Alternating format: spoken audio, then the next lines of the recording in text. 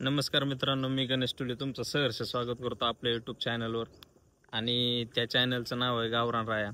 तर आज आपण मागच्या व्हिडिओमध्ये मी तुम्हाला सांगितलं कोणते कोणते इन्स्ट्रुमेंट वापरायचे यूट्यूबसाठी, म्हणजे यूट्यूब चॅनल खोलण्यासाठी काय काय 3 गोष्टी महत्त्वाच्या असतात. पहिलं म्हणजे माईक, स्टँड आणि मोबाईल.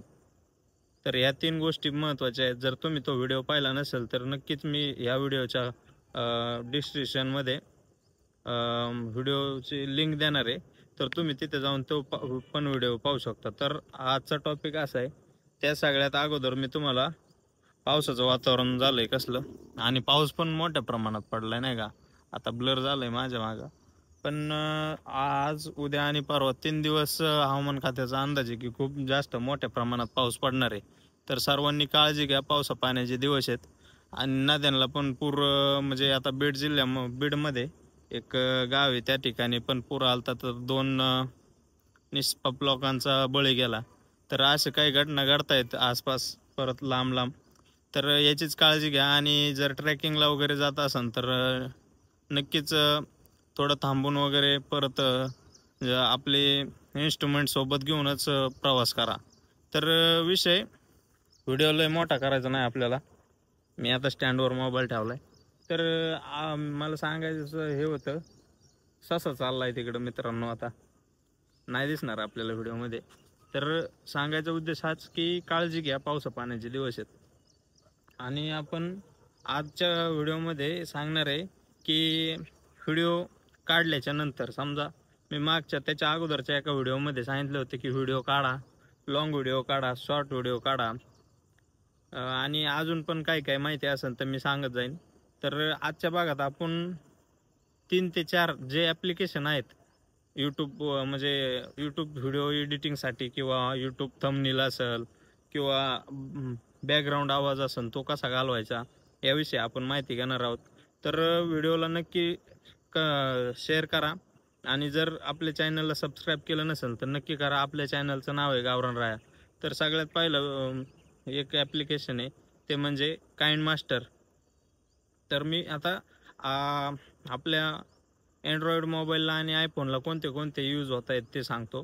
तर अँड्रॉइडला काइंड मास्टर, परत कॅनवा आहे, परत VN ॲप आहे. तर असे 2-3 ॲप आहेत. तर मी सगळ्यात पहिल्यांदा काइंड मास्टरचं सांगतो. काइंड मास्टर हे पण ॲप चांगलं आहे, जे यूज करता येते त्यांना पण, त्याचे पण व्हिडिओ यूट्यूबला आहेत. तर मी स्वतः कोणतं वापरतो ते सांगतो.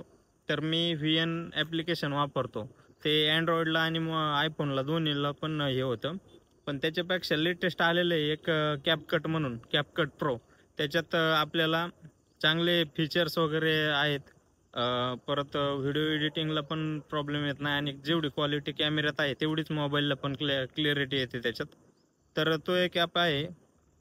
हां, आता सगळ्यात महत्त्वाचा विषय, यूट्यूब आपण व्हिडिओ बनवला, म्युझिक वगैरे ॲड केलं, आणि काय होतं काही काही वेळेस आपण जे म्युझिक टाकणार आहे ते कॅनवामध्ये, परत कॅपकटमध्ये ॲटोमॅटिकली टाकता येतं. त्याचं तो ऑप्शन असतात.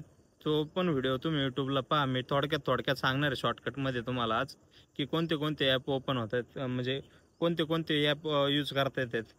तर VNचं चाललं होतं. तर व्हिडिओ बनवला तुम्ही, जर गर्दीतला ठिकाणचा असेल तर त्याच्यासाठी काय करायचं, अख्ख्या व्हिडिओचा नॉईस कमी करून टाकायचा, म्हणजे व्हॅल्यूम आवाज सगळा क्लिअर करून टाकायचा, आणि बॅकग्राऊंड म्युझिकला व्लॉग वगैरे असे म्युझिक असतात ते टाकायचे. तर सगळ्यात महत्त्वाचं, व्हिडिओ पहिल्यांदा प्रायव्हेटमध्येच अपलोड करायचा, आणि यूट्यूबला जाऊन प्रायव्हेटमध्ये अपलोड करायचा. त्याच्यानंतर YT स्टुडिओला जाऊन तो पाहायचा की कॉपीराईट कंटेंट वगैरे आलाय का. जर कॉपीराईट कंटेंट आला नसेल तर व्हिडिओ अपलोड करून टाकायचा थंबनेल वगैरे टाकून. तर दुसरा विषय की यूट्यूबवर थंबनेल कसं ॲड करायचं. तर अनेकांचे काय होतं, नवीन चॅनल चालू केलेत, घे व्हिडिओ टाकलाय, म्हणजे त्यांनी व्हिडिओ पण छान बनवलेले असतात, पण किती आपण व्हिडिओ 100% आपण व्हिडिओला दिलेले असतात. पण कसं असतं की मार्केट कसं असतं की जे चांगले थंबनेल वगैरे यूट्यूबला तुम्ही जे म्हणजे तुम्हाला जो स्क्रोल करताना जे थंबनेल वगैरे दिसतात, की फोटो वगैरे कसे एडिट केलेले, त्यांचं प्रिंट म्हणजे चौकोनी असतं ते. तर ते कशामुळे येतं, तर एक यूट्यूब थंबनेल म्हणून सब्जेक्ट आहे, त्याच्यासाठी कॅनव्हा हे ॲप्लिकेशन वापरलं जातं. त्याच्यात तुम्ही सर्च जरी केलं यूट्यूब थंबनेल किंवा तुम्ही यूट्यूबचा लोगो वगैरे सर्व काही त्या ठिकाणी आहे.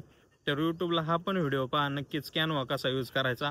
आणि जेवढे यूट्यूबर म्हणजे जे यूट्यूबर नव्याने आहेत आणि जे काही असतील त्यांच्यासाठी एकच सांगणं आहे की तुम्ही कॅनव्हा हे ॲप्लिकेशन वापरा. कारण पिक्स आर्ट वगैरे हे खूप एडिटिंग वगैरे असू शकतात, मला तर नाही माहिती, पण मी जो वापरतोय तो हा कॅनव्हा आहे.